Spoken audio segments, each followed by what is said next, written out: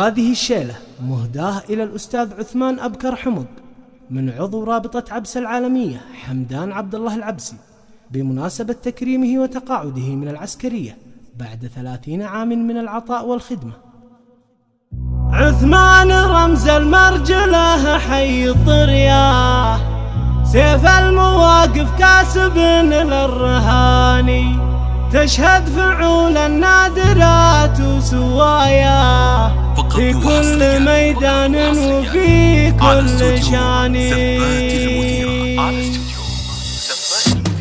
سلامي ينصى عالي القدر والجاه، رعى العلوم الطيبة والسماني، عثمان حمق اللي على العز ربه، حر لها العليا مقام ومكاني،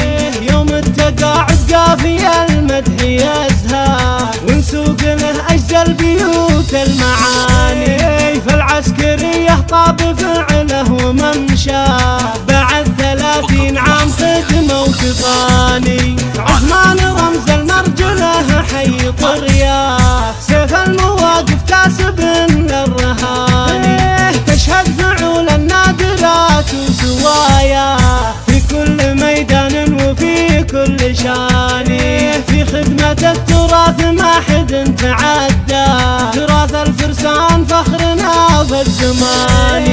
سفير جازان هذا عثمان حياه، نسل حمق اللي لها الصعب لاني، به نحتفي ونقتدي في سجاياه، يستاهل التكريم والحفل زاني، راعى الحفل شيخ الخطب حي مسعاه، الراجح محمد وسيع البطاني، واهل خطب كل ده اليوم حياه، واخوانه اللي طيبهم ما لثاني، وحمدان العبسي يعذب الشعر اهداه في محفل التكريم واهدى التهاني. سلامي ينصى عالي القدر والجاه، رعى العلوم الطيبة والسماني، عثمان حمق اللي على العز ربه،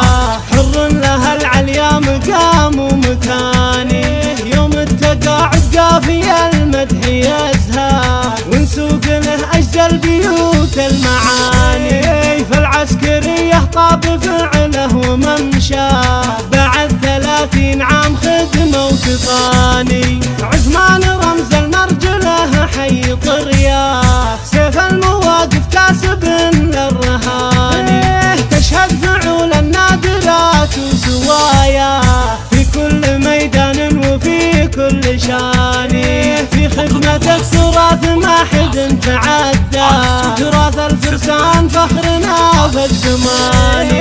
سفير جازان هذا عثمان حياه، نسل حمق اللي لها الصعب لاني، به نحتفي ونقتدي في سجاياه، يستاهل التكريم والحفل زاني، راعى الحفل شيخ الخطب حي مسعاه، الراجح محمد وسيع البطاني، واهل خطب كل ده اليوم حياه، واخوانه اللي طيبهم ما لثاني، وحمدان العبسي يعذب الشعر اهداه في محفل التكريم واهدى التهاني، في محفل التكريم واهدى التهاني.